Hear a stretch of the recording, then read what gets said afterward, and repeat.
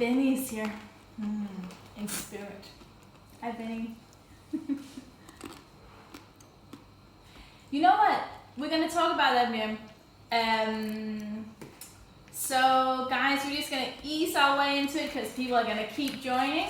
But I was pretty excited yesterday when I was looking at my sourdough starter because I had a lot of bubbles. I was like, boom, it is ready to go. Then today, Miriam, I'm with you. I have fewer bubbles. Less bubbles? Fewer? Fewer bubbles today. But do not despair, they will come back. So everyone should take a little sniff of their sourdough starter. Who was it that said that smelled like rotten food yesterday? Hopefully it doesn't smell like rotten food anymore. But have a little smell. It shouldn't smell too bad. Have a little smell. And have a little poke in it. And there should be, I mean there are bubbles in it. It's hard to see because I'm using this plastic Tupperware, but you can see the bubbles in there.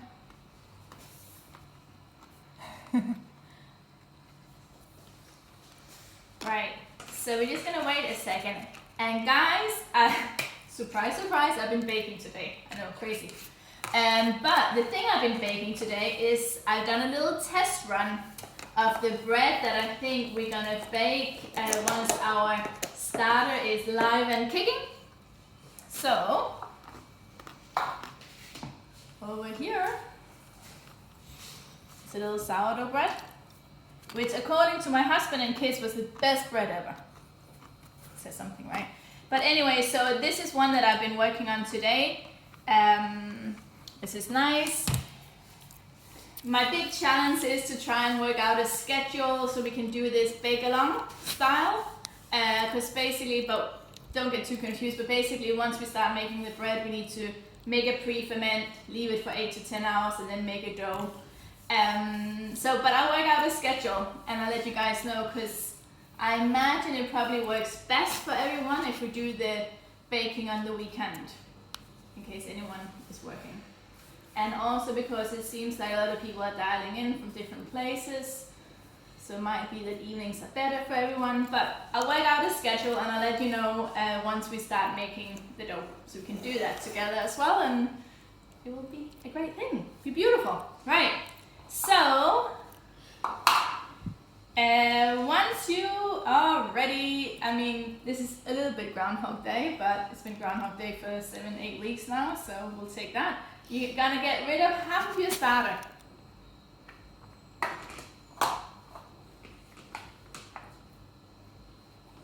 Get rid of that. So this is my bin. I'm gonna put that on the side. And then, I've got a scale. How's it even possible? Got a few here. Put your container on your digital scale, and into this you are going to add, there's no price for guessing, 30 grams of water. So again, just tap water, 30 grams of that. I'm going to stir that up.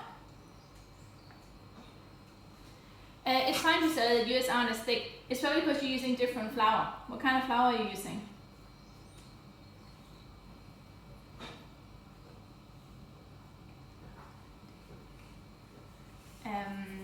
Because it all depends on the type of flour you're using, how stiff or non-stiff your starter is going to be. So anything with bran, plain, that's why yours is a bit more runny. So anything with bran, like I'm using rye, dark rye, so there's bran in that. It's going to soak up more water, so it's going to make it more stiff. But anything that's wheat, like sieved wheat, so like plain or strong flour, is going to be more runny. But it's not a big deal. It's just different. They're all going to be different. Right, so just mix, mix, mix. And then into this, we're going to add 30 grams of flour. Put that in there.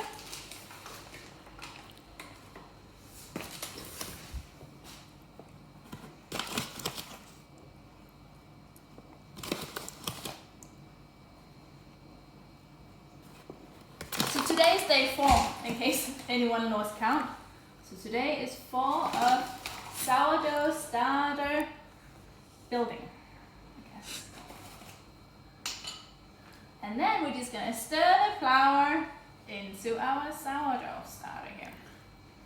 Just gonna give that a little stir. And you'll see what mine looks like.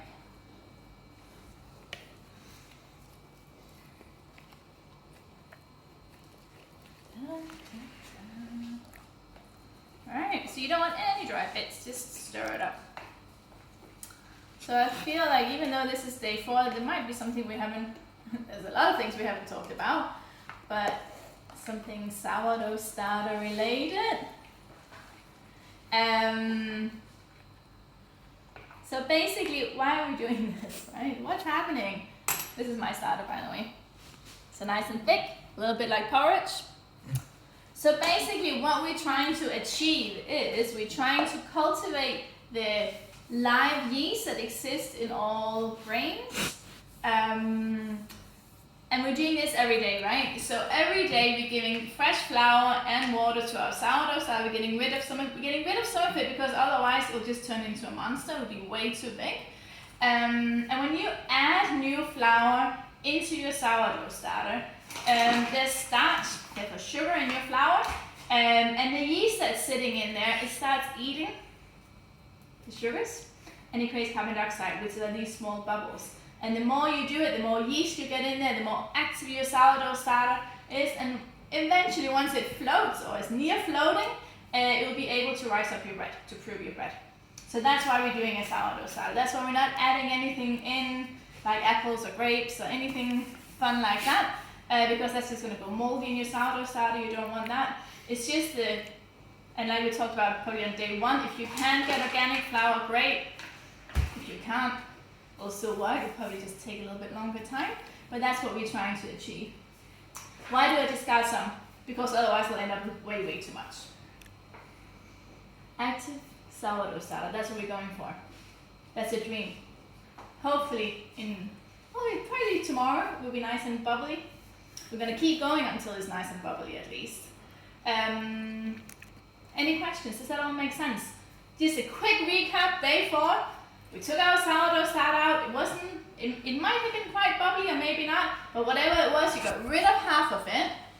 Put your container on the scale. You added 30 grams of water, 30 grams of flour, the same flour you've been working with for the past 4 days. Stir it all together, cover it loosely with your little top, your container, and you're going to leave it at room temperature. So 22-ish degrees for another 24 hours until tomorrow night, Friday tomorrow. We're going to do the same thing. So Friday tomorrow, Saturday tomorrow. I mean, it's easy to mess up, isn't it? Right, I saw some bacon that they don't discard any. So there's a million different ways of doing sourdough starter, which is probably why a lot of you have been quite confused about it. I have my way, and other people have their way, because I find that my way works. And that's probably what they find as well. So you just pick one method and stick to it. That's it. It makes lots of sense. Thank you, Gloria. Thank you. Right, guys. And of course, you can totally go out and Google sourdough starter, and you'll get either it will like clarify things, or you'll get way more confused. But just try not to like overthink it, maybe, because it is just flour and water, and we'll get the hang of it. And maybe next weekend we'll bake this loaf, and it's not that hard. Just take away all the mystery and the black magic, and we'll make some nice bread together. Alright, guys, if there are no more questions, I'm gonna say goodbye. Thanks, Gina. I have to, this is like my only interaction. Happy VE Day, everyone. That's why we have today off, and that's why I'm day confused, I blame it on that. It was really nice for you guys to join me. And I will see you tomorrow, 8:30 p.m. Any questions? Just ping me. Otherwise, I'll see you tomorrow. Thank you. Take care. Bye.